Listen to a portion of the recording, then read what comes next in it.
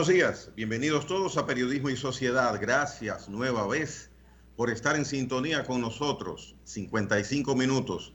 Andrés Matos y como cada lunes el doctor Alfredo Polanco nos visita. Buenos días. Buenos días Gregory, buenos días a todo el país, a todo el mundo que nos sintoniza, esta audiencia cibernética que nos hemos ganado en entre muchos factores, por esta no presencia trivial, como tú le quieres decir, sino esa cátedra que nos da los lunes el doctor Alfredo Polanco. Eso para nosotros es importante. Y doctor, muy buenos días. Buenos días, Andrés Matos, Licho y ¿Cómo le va? Gregory. Todo bien, gracias a Dios.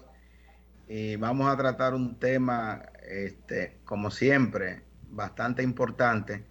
Y tratamos los temas atendiendo a lo que está ocurriendo día a día.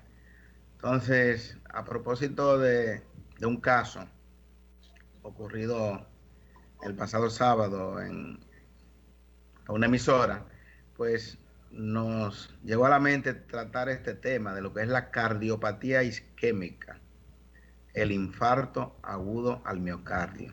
Yo creo que es un tema bastante importante y que todos debemos de tener conocimiento qué hacer ante esta situación cuando un paciente presenta el denominado dolor de pecho o dolor torácico. Entonces vamos a hablar hoy de lo que es el infarto agudo al miocardio. Pues somos primero médico general, luego médico internista y después nefrólogo. O sea que tenemos conocimiento de lo básico de esta enfermedad o esta patología que se cobra pues cada año más de 8 millones de personas. O sea, fallecen cada año por efecto de lo que es la cardiopatía isquémica, hablando del infarto agudo al miocardio. Doctor, en ese Adelante caso, entonces, doctor. déjame dar las condolencias de ese compañero que murió el sábado en esa emisora, en la Z101, el ingeniero Darío Yunes, un hombre afable, un gran profesional, un ser humano especial, un compañero con el que todos nos sentíamos en esa cabina como hermanados, como amparados en ese consejo y en esa persuasión y en esa parsimonia que él muestra en la emisión de sus conocimientos y con trata a uno. Para mí, que no estaba porque había salido ya de la emisora, fue un golpe durísimo cuando me enteré de ese infarto fulminante que le dio al ingeniero Darío Yunes, un higüeyano, un altagraciano, pero que era de todo el país. Uno de los profesionales con mayor ahínco, con mayor perseverancia, con mayor compromiso en la lucha social de su comunidad. Era presidente inclusive del Consejo de Desarrollo de la provincia de Altagracia. Fue varias veces. Y era un líder comunitario en la Altagracia y aquí en el país. Yo quiero llevar mis condolencias para sus familiares y sentir ese vacío que nosotros estamos teniendo ya en términos de mente, pero cuando lo veamos físico, que su, su silla no lo tenga ahí presente físicamente con nosotros. Así que paz a los restos del ingeniero Darío Yunes, repito, un hermano de mucha valía para el país. Bien, entrando ya de lleno y lamentando este fallecimiento, es bastante lamentable cuando una persona que pues se encuentra precisamente aparentemente sano, pues ocurre esta situación. Es diferente de cuando una persona está ya encamado, que por lo menos se espera o la recuperación o la muerte. Pero bueno, vamos a iniciar hablando de lo que es el infarto agudo al miocardio. El infarto agudo del miocardio ocurre cuando hay una oclusión de una de las arterias coronarias. Se tapa, para que nuestro público entienda, una de las arterias coronarias que llevan la sangre, que llevan la oxigenación a nuestro corazón. Recuérdense, el corazón es una bomba encargado de enviar la sangre hacia los diferentes tejidos. Pero el mismo corazón se nutre, se encarga de irrigarse el mismo, de nutrirse, de llevar sangre a su músculo cardíaco a través de unas arterias bastante pequeñas, que son las denominadas arterias coronarias, la mayoría de esas arterias. Pues bien, tenemos un corazón de un tamaño, como todos saben, del tamaño de un puño, esa es la característica. Tenemos varias arterias que son las encargadas de llevarle sangre a nuestro corazón, arterias bastante pequeñitas. Entonces, ¿qué es lo que puede ocurrir? Un paciente que o es diabético, o es hipertenso, o simplemente tiene una hipercolesterolemia, o el paciente es un fumador, o el paciente tiene cardiomegalia, ya el corazón más grande de lo normal, producto de la hipertensión arterial, pues básicamente ese paciente que después de los 40 años generalmente el paciente tiene ya lo que se llama arteriosclerosis, o sea, placa de ateroma, de grasa, de ese colesterol malo, LDL. Y como que no se pueda mover, doctor. Exacto, entonces esas placas producen un endurecimiento de las arterias coronarias. Por ejemplo, las arterias normalmente deben de dilatarse, expandirse normalmente y así enviar la sangre a los diferentes tejidos. Pues un paciente que generalmente, o puede ser porque sea fumador, pero básicamente la fisiopatología es que ese paciente tiene un endurecimiento de las arterias por el hecho de tener grasa en las arterias. Alrededor de las arterias, recuérdense ustedes que ya lo hemos hablado, cuando nosotros tenemos una tubería, sobre todo esa tubería de los desagües, en las cocinas, que hay muchas grasas, que ustedes ven que cada cierto tiempo hay que destaparla, así mismo ocurre cuando tenemos el colesterol LDL elevado. Eso hace que la luz de las arterias sea mucho más estrecha. ¿Qué puede ocurrir? Que una de esas arterias coronarias puede lacerarse, puede como medio romperse, puede agrietarse. Inmediatamente se agrieta una placa de ateroma, de grasa. ¿Qué va a ocurrir? Van a ir ahí las plaquetas. Por eso ustedes ven que dicen, mira, tómate aspirina, sobre todo el paciente que tiene factores de riesgo, para evitar que las plaquetas se junten, se adhieran a esa placa de grasa que se ha erosionado. Entonces, forma ahí un coágulo, un trombo dentro de esa arteria coronaria, se tapa la arteria coronaria, disminuye o cesa por completo el riego sanguíneo hacia esa parte del corazón, el músculo cardíaco, y ahí viene el infarto. Eso es lo que es el infarto, que puede ocurrir en minutos. Y es por ello que un paciente que presente un dolor... doctor, perdón, sí. Esos infartos que no muestran, minutos antes, no muestran señales y que son fulminantes. ¿Por qué ocurren, doctor? Bueno, precisamente le iba a decir, generalmente, o sea, en la mayoría de los casos, los infartos dan aviso. Lo que pasa es que muchas veces no le hacemos caso. Por ejemplo, ese dolor de pecho que a usted le da, sobre todo cuando está en actividad física, cuando está caminando, cuando se está moviendo, cuando está haciendo ejercicio, y que le desaparece inmediatamente usted deja de caminar, cuando usted está en reposo. ¿Por qué se produjo ese dolor de pecho? Porque mientras usted está haciendo ejercicio, el corazón se está moviendo más rápido y hay una mayor demanda de oxígeno. Entonces, como no le puede llegar esa gran cantidad de oxígeno a ese corazón, se produce lo que se llama la isquemia. Entonces, hay una lesión de ese músculo cardíaco.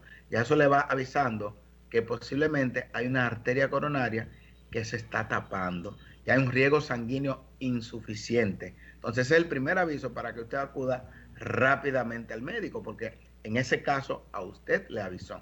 Ahora, en la mayoría de los casos, en muchos casos, simplemente ocurrió minutos antes que hubo una erosión de una placa de grasa, de una placa de ateroma, Por ejemplo, inmediatamente usted sufre una herida, usted sangra, ¿verdad?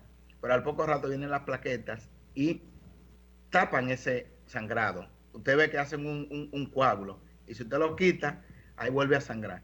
Bueno, cuando una placa de grasa se erosiona, eso mismo es lo que ocurre, que las plaquetas creen que están defendiendo al cuerpo y se agregan alrededor de ese coágulo y provocan alrededor de esa erosión de esa placa de grasa y provocan un taponamiento completo.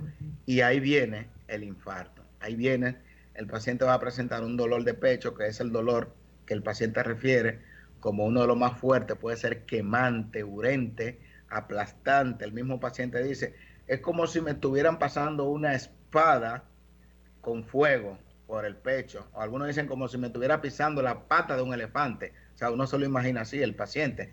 Con eso dice que es el dolor más fuerte de toda su vida. Ese dolor se puede irradiar, o sea, se puede manifestar a través de también dolerle la mandíbula, el brazo izquierdo.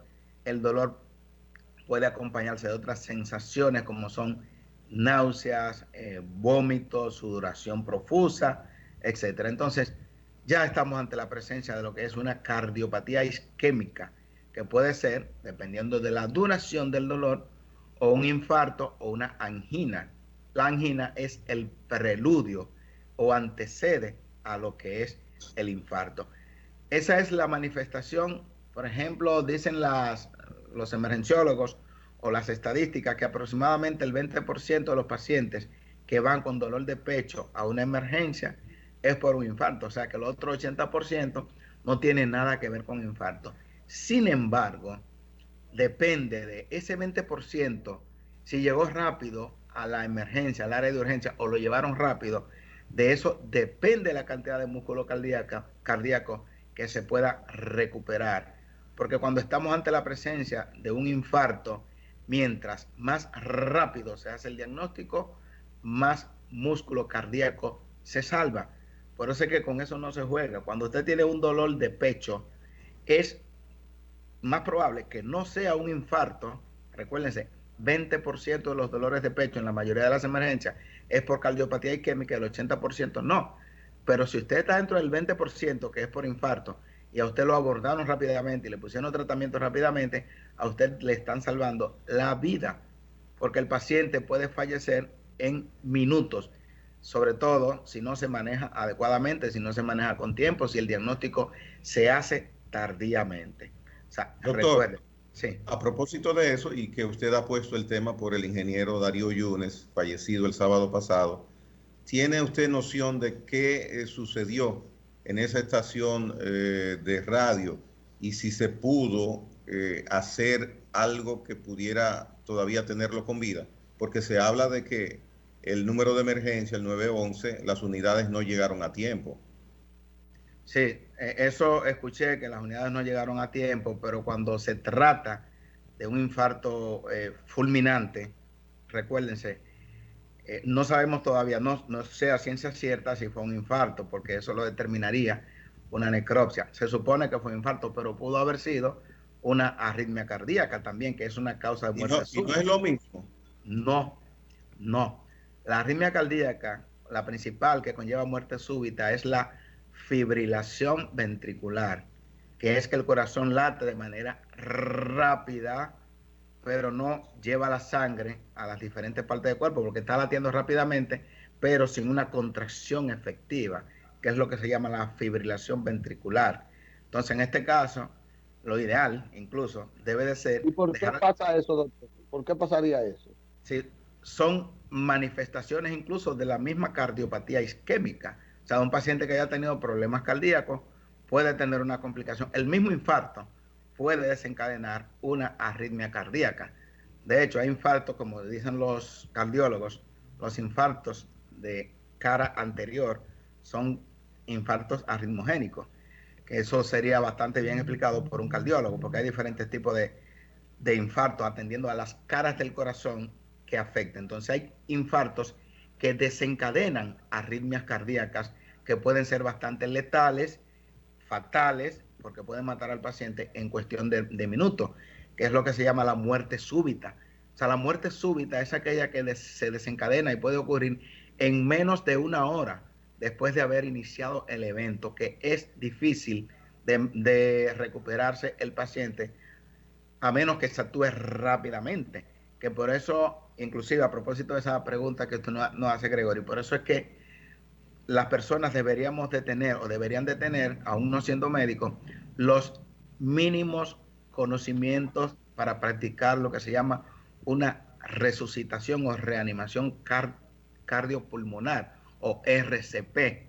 ¿Qué ocurre? ¿Cómo se hace eso? En Estados Unidos, en Europa, por ejemplo, un paciente, una persona, inclusive en las escuelas, dan pues clases de reanimación cardiopulmonar, que es sencillo, simplemente si usted nota que ese paciente no tiene ritmo cardíaco, que usted no siente los latidos cardíacos, simplemente darle al paciente 100 compresiones cada minuto. Y no hay que ser médico para eso, simplemente con eso usted está sustituyendo la actividad eléctrica del corazón normal por el esfuerzo que usted, el que está con el paciente, lo está haciendo, está empujando el tórax por lo menos 2 o 3 centímetros, con presiones que deben de ser un poquito fuertes, para que en lo que llega el 911, que es ya el personal que tiene conocimiento, pues continúen con la reanimación cardiopulmonar. Y así es la manera de que se le puede salvar la vida a ese paciente. Pues inmediatamente llega el 911, debe de monitorear al paciente,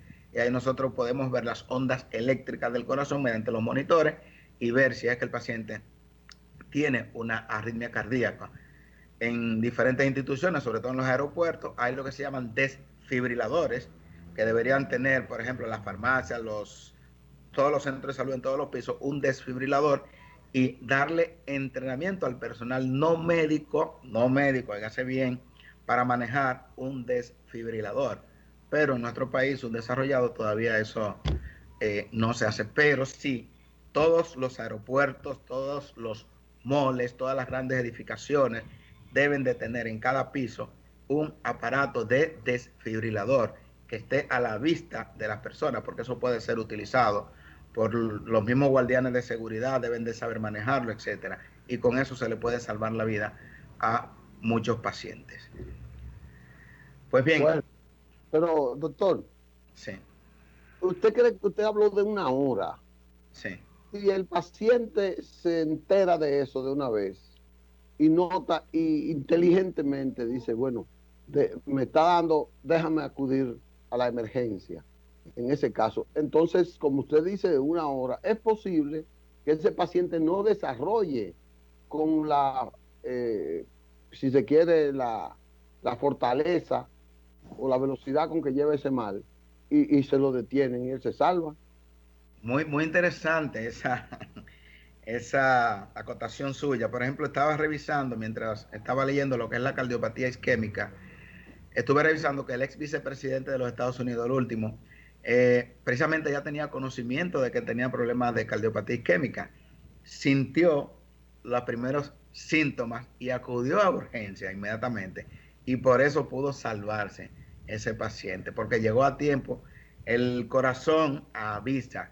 O sea, es difícil que súbitamente se presente un evento sin que horas antes o días antes no haya presentado alguna manifestación, sea dificultad respiratoria, sea palpitaciones, etcétera, porque casi siempre hay manifestaciones clínicas. Por eso es que el infarto agudo del miocardio puede ser agudo, que es cuando el evento se presenta a un paciente aparentemente sano.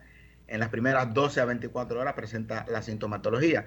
Subaguda es cuando la presenta de 24 horas a 7 días, y crónica después de los 7 días. ¿Qué indica eso? Que muchas personas tienen más de 7 días, más de una semana presentando manifestaciones de dolor, sobre todo cuando están en actividad física, pero no, dicen, no, eso no es nada, eso me da, hasta que después no lo cuentan. Entonces, por eso es que ante la menor sintomatología, o sea, aunque dijimos que solamente el 20% de los casos de dolor torácico corresponden a cardiopatía isquémica, usted no es quien va a determinar, usted como paciente, como persona, si ese dolor que usted tiene es del corazón o es simplemente un dolor muscular. Es el médico de urgencias. O sea, por eso el paciente debe de acudir al área de urgencias, así puede salvar su vida. hay que significar otra cosa, hay que decir, aproximadamente el 30% de los pacientes que tienen infarto agudo al miocardio lo presentan sin dolor. Ahí es más problemático, Licho y Gregory. Es mucho más problemático y a todo nuestro público que está presente. Pero tiene otras manifestaciones clínicas que el paciente debe de tomar en cuenta. Entonces, ¿cuáles son? Primero, esas personas que pueden presentar un infarto sin dolor. Tenemos los pacientes diabéticos. Oigan bien, los pacientes diabéticos. Los pacientes de edad avanzada, los ancianos. Porque dos segmentos de pacientes. Primero, porque los pacientes diabéticos, lo primero que se le daña es la sensibilidad. Entonces, el paciente diabético puede pisar un clavo y durar un día entero con un clavo en los pies y no se da cuenta. Asimismo, puede darle un infarto y no darle dolor. ¿Por qué? Porque el sistema nervioso periférico está dañado. Asimismo, lógicamente, a mayor edad también, un paciente de 70, de 80 años, puede presentar un infarto sin dolor, pero tiene algunas manifestaciones clínicas. El paciente puede presentar sudoración profusa, puede presentar palpitaciones, puede presentar náuseas, vómitos, y eso es un infarto. Hemos tenido nosotros muchos pacientes así en el hospital de la diabetes que dicen, yo vengo porque tengo algún problema del estómago, yo me siento alguna molestia epigástrica en el estómago y cosas. Cuando le hacemos un electro, tremendo infarto.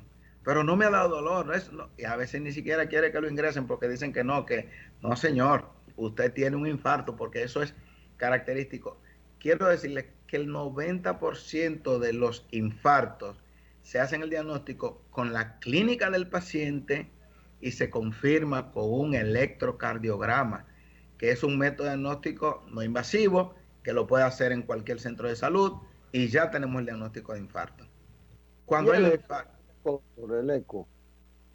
Ya el ecocardiograma, pues a medianoche generalmente tú no vas a tener un eco en todos los lugares. Un electro es mucho más específico, te va a dar las ondas que presenta el electrocardiograma. Cualquier inexperto médico dice, pero mira, hay un infarto, hay un supranivel del segmento CT de 2, de 3 ABF, o de 1 y ABL, cara lateral alta, o B5 y B6. O sea, nosotros estamos entrenados para, aunque no seamos cardiólogos, identificar un infarto a nivel del electrocardiograma. Entonces, cuando ya se tiene el diagnóstico de que ese paciente tiene una cardiopatía isquémica, incluso antes de hacerle el electro, todas las unidades de urgencia están entrenadas. Incluso nosotros tenemos unas siglas que rápidamente hay paciente que llega poniéndose la mano en el pecho, porque usted lo ve cuando llega el paciente y dice, mira, ese tiene un infarto. Independientemente de que el electrocardiograma salga normal, ese tiene un infarto. Y ya cuando le hacemos el interrogatorio, ¿qué le damos?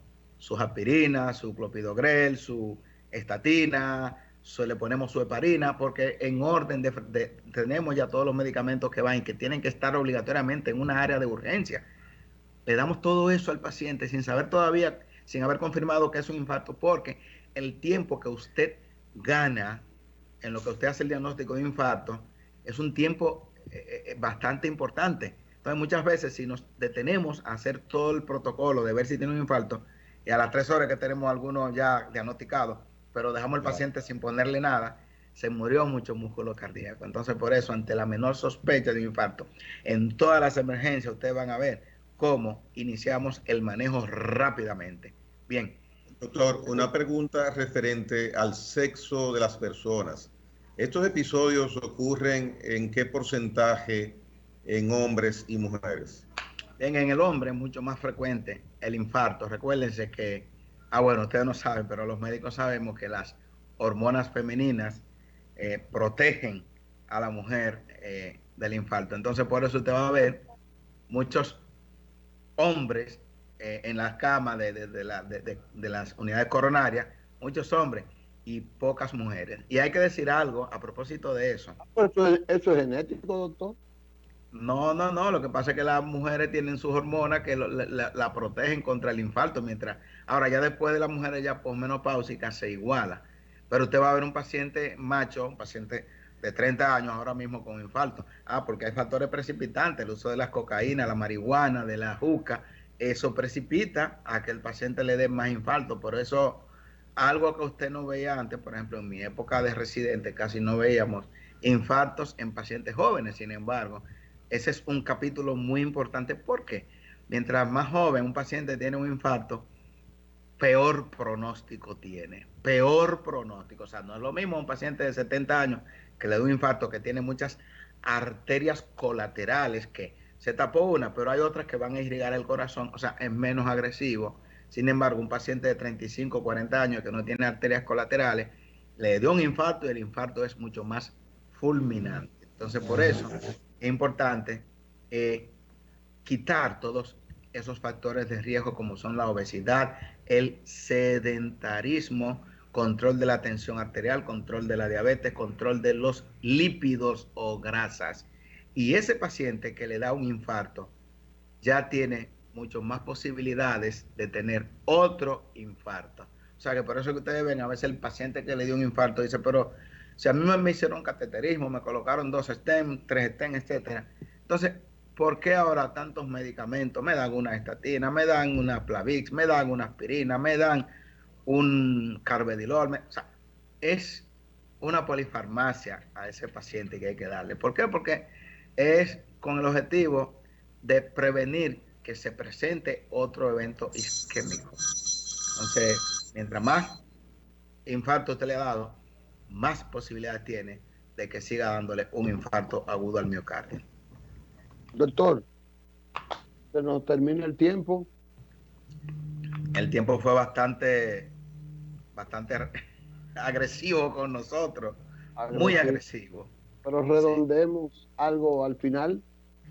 Bien, importante, el infarto agudo al miocardio o cardiopatía isquémica puede ser de varios tipos. La angina de pecho, que es el preludio del infarto, y el infarto ya establecido cuando el dolor dura más de 20 o 30 minutos. Ya ese paciente, un dolor de pecho quemante, urente, punzante, que dura más de 30 minutos, más de 20 minutos, usted tiene que pensar ya que usted tiene un infarto agudo del miocardio. Tiene que llamar inmediatamente al 911. No se vaya conduciendo usted porque usted puede provocar un accidente. Usted puede empeorar la situación. Cuando usted con dolor de pecho conduce. Llame inmediatamente al 911, que yo estoy seguro que cada día va a ser más eficiente el servicio 911 y ya hacemos un llamado para que sea mucho más eficiente y que nosotros podamos confiar en ese servicio que, dependiendo de cómo actúe, si actúa bastante a tiempo, pues va a salvar muchas vidas.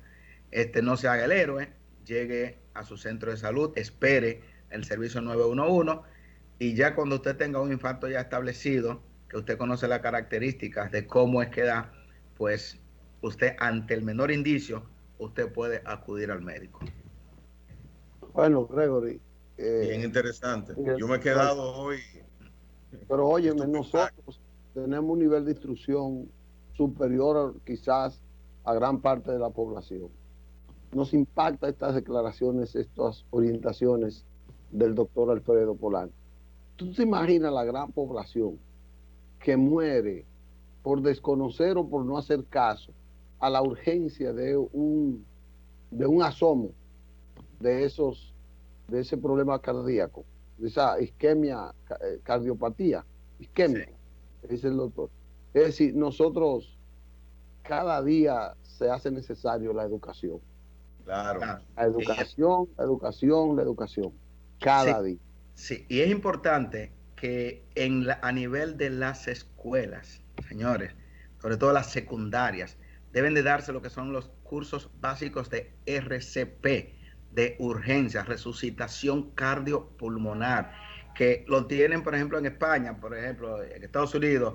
Usted se cae de repente, muerte súbita, y ahí van a ir españoles que no son médicos, que son ingenieros, y le van a dar RCP ahí en lo que llaman el sistema de emergencia. O sea que nosotros deberíamos de tener ese conocimiento, esa educación mínima, aunque no seamos... Doctor, antes se hacía en la escuela. Bueno, pues vamos a estimular eso, vamos a hablar con educación. Ha perdido mucha esencia. Sí. Por ejemplo, la educación cívica, eso era antes.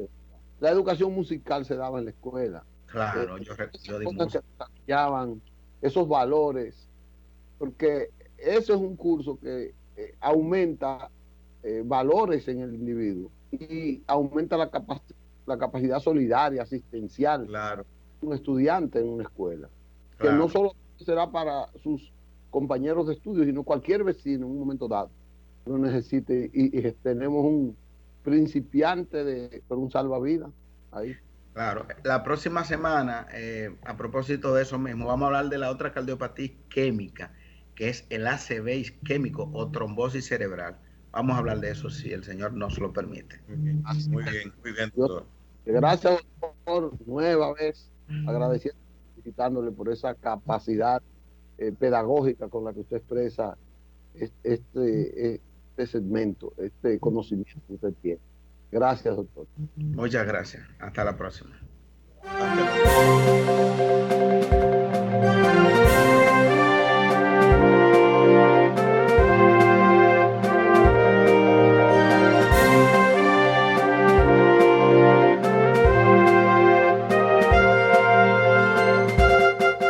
Muy bien, continuamos con el desarrollo de periodismo y sociedad. Como siempre, hay que decirlo, el doctor es un privilegio que tienen los televidentes y nosotros, por supuesto, de recibir cada lunes esas nociones que muchas veces pueden inclusive hasta ayudarnos a salvar una vida, tener esos conocimientos genéricos de nuestro cuerpo, de la medicina. Vamos entonces a pasar a informaciones. Eso excluye cualquier operación oral cuando tú enfrentas esa situación cardiovascular. Porque tú te imaginas, tú con un problema de alta presión, de problema cardíaco, y que te involucren en esa operación oral. ¿Tú te imaginas? ¿A ti te involucra? Ahí está la diferencia entre un lado y el otro. Ahí está la diferencia. Mira, oye, 27 allanamientos simultáneos. Estaba pensando yo en el doctor. Tierra. No, tú no, a ti no te llegó. Tú fue aquí en San Domingo Este, en las colinas, y en Monte Plata, y en La Romana, y en San Pedro, donde tú tienes mucho dinero la gente.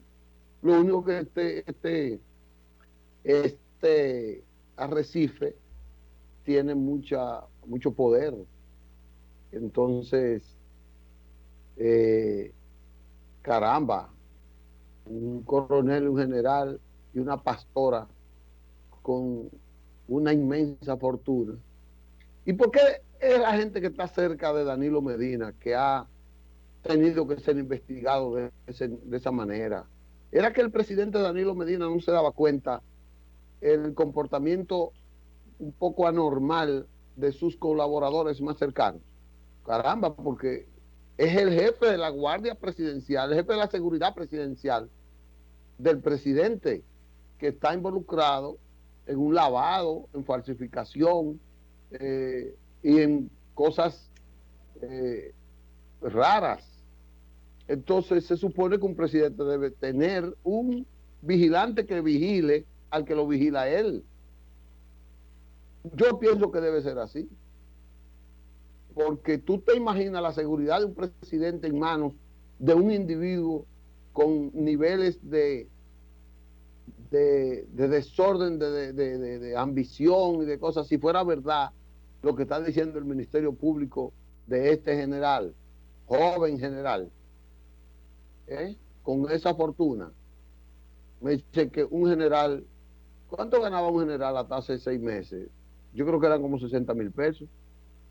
Sí. ¿Y cómo un general puede tener miles de millones de fortuna ganando 60,000 pesos? Y hay rumores que dicen que ese general no solamente era que él tenía tanto, sino que era muy dadivoso, que había comunicadores al que él le soltaba, tenía una lista de comunicadores que daban de a 500,000, 300,000, 100,000, y por eso era que él era tan efectivo, tan eficiente. ¿Y por cuál concepto? No sé, eso es lo que ha salido del sábado para acá. Parece que en la lista que él hacía una lista y parece que el Ministerio Público tiene esa lista. Yo me imagino que hay, si eso es cierto, si fuera cierto, estoy oyendo solo informaciones que han traspasado algunos umbrales. Si eso fuera cierto, esos comunicadores, muy sonoros muchos de ellos, deben estar nerviosos o preparando una defensa. Es que tú puedes estar seguro que no hay ningún tipo de evidencia. Por eso te digo, parece que él hacía una lista. Y en los Si eso es, allanamientos parece que encontraron listas.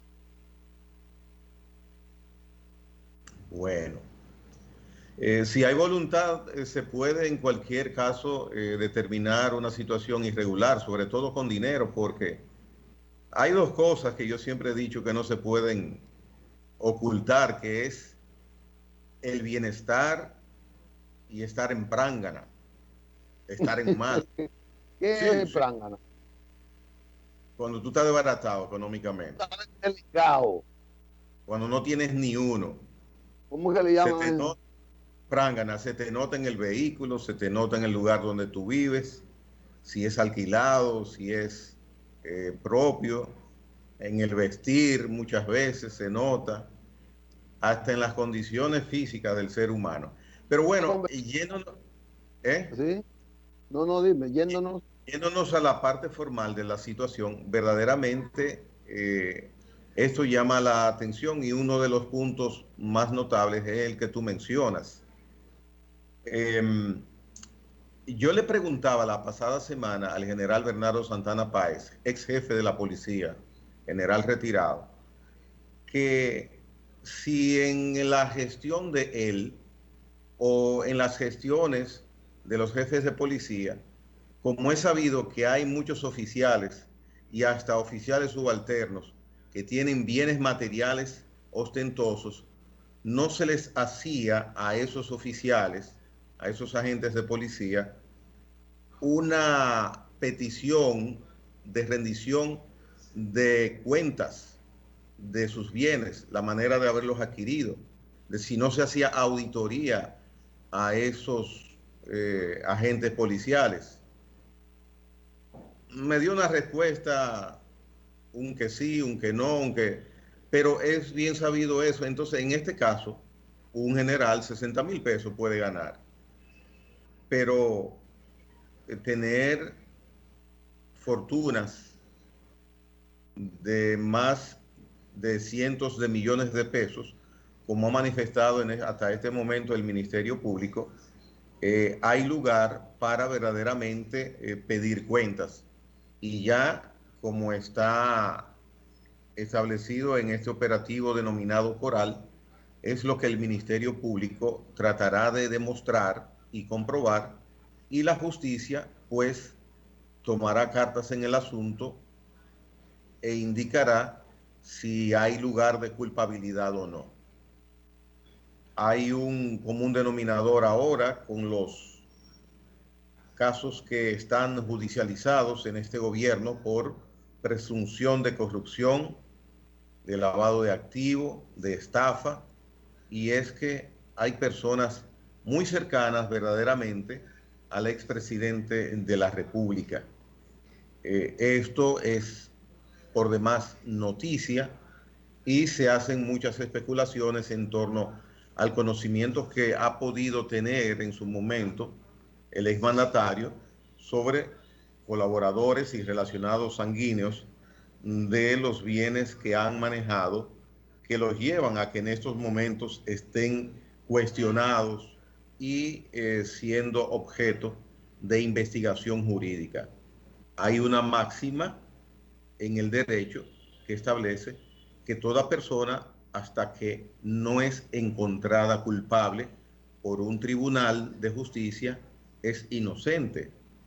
Y por eso hay que ser cuidadoso en el señalamiento de lo que puedan haber hecho estas personas, de siempre guardarse la reserva uno, mucho más si uno es comunicador, de tener la certeza hasta que haya una decisión judicial de si esa persona cometió el hecho o los hechos que se le imputan.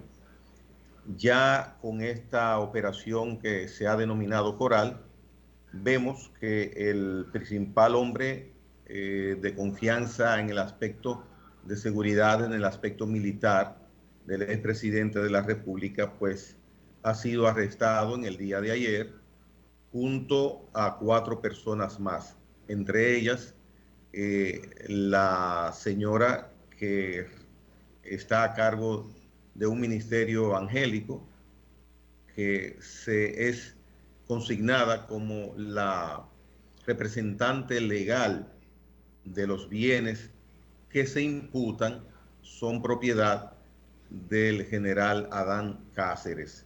Todo esto está por determinarse en justicia cuál es la falta jurídica, si la hay, la imputación que hace el Ministerio Público de la acusación de estafa, lavado de dinero, falsificación de documento público. Ha dicho el Ministerio Público que hay una red de corrupción en este operativo que está en marcha desde el día de ayer. Vamos a ver, posiblemente en el día de hoy ya se dicten las medidas de coerción que está solicitando el Ministerio Público. Habrá que ver la decisión que toma el juez encargado al respecto de decidir en un sentido u otro si hay lugar para dictar medidas de coerción. El precedente es que sí, ya lo hemos visto en el caso anterior, en el caso Antipulpo, que hay algunas 8 personas, unas en arresto domiciliario y otras guardando prisión en la cárcel de Najayo. Todo por solicitudes del Ministerio Público. Hay una campaña abierta en el gobierno desde que se asumió en agosto pasado las funciones del nuevo gobierno. Hay una campaña abierta de que se va a perseguir la corrupción, no solamente que pudo haber ocurrido en el pasado gobierno, sino cualquier hecho delictivo en ese aspecto que ocurra en este. Estos siempre han sido casos que se han teñido de un matiz muchas veces político. Vimos inclusive desde el doctor Salvador Reblanco, expresidente de la República, que fue llevado a prisión, fue condenado, luego indultado. Hemos visto también anteriormente un ex jefe de las Fuerzas Armadas llevado a prisión también. Hemos visto en el sector privado, básicamente, en la parte política, son contados quizá con los dedos de una mano y sobran dedos las personas que han tenido, se puede decir, la desdicha de haber sido condenados por actos de corrupción. República Dominicana no se ha caracterizado nunca por darle seguimiento a los hechos que se presume fueron delictivos por vía de corrupción, estando haciendo funciones gubernamentales, funcionarios. Muy escasos estos casos. Surge esta nueva situación ahora. Veremos a ver cuál es el resultado de estas pesquisas. Como digo, hoy día se cumplen las 48 horas reglamentarias para una persona detenida, levantarle cargos y un juez decidir si debe ser puesto en libertad o, en caso contrario, ir a cumplir algún tipo de medida de coerción solicitada por el Ministerio Público, como es el caso del día de hoy. Lamentar, cambiando de tema, lamentar el hecho ocurrido el sábado pasado, como ya lo había manifestado Licho, de la muerte repentina del ingeniero Darío Yunes. No tuve la honra, el placer de conocerle, pero sí por referencias de comunicador, de participador en medios de comunicación. El ingeniero Yunes tenía presencia y era un hombre bastante preciso, bastante objetivo en los temas que trataba. Tenía una buena fama, pero la vida es así muchas veces, que da sorpresas nada agradables. Y de sorpresas nada agradables, no sé si ustedes han conocido que Willy Colón, ese gran músico panameño que ha hecho su vida artística radicado en Estados Unidos, tuvo un triste accidente de vehículo. Él estaba en un lugar de Carolina del Norte llamado Outer Banks y allí sufrió junto a su esposa un aparatoso accidente. La esposa fue dada de alta luego de ser evaluada. Sin embargo, él tuvo que ser trasladado al Hospital Presbyterian de la ciudad de Nueva York.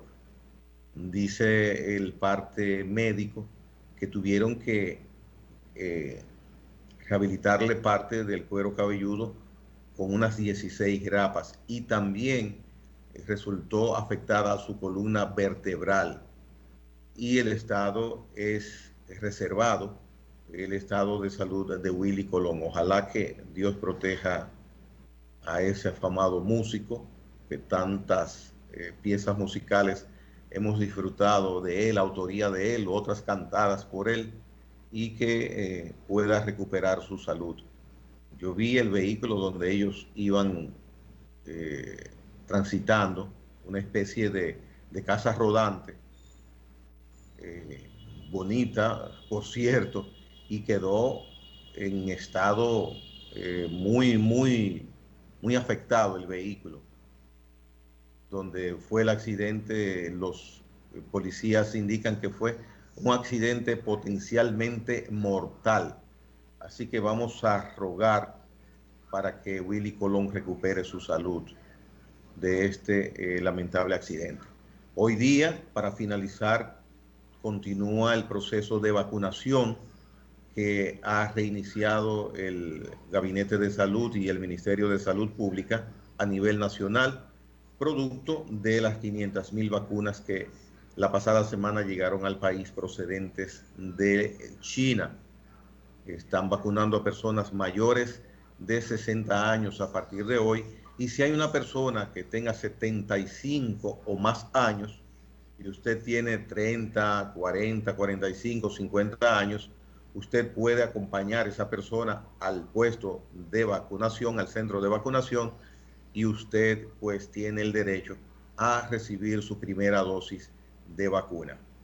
Bien, con esta información de este tema, llegamos al final de Periodismo y Sociedad. El dicho evidentemente tuvo problemas técnicos para mantenerse en el aire. Son de las cosas que pasan en esta etapa de pandemia. Señores, será hasta mañana. Nos vemos si Dios quiere.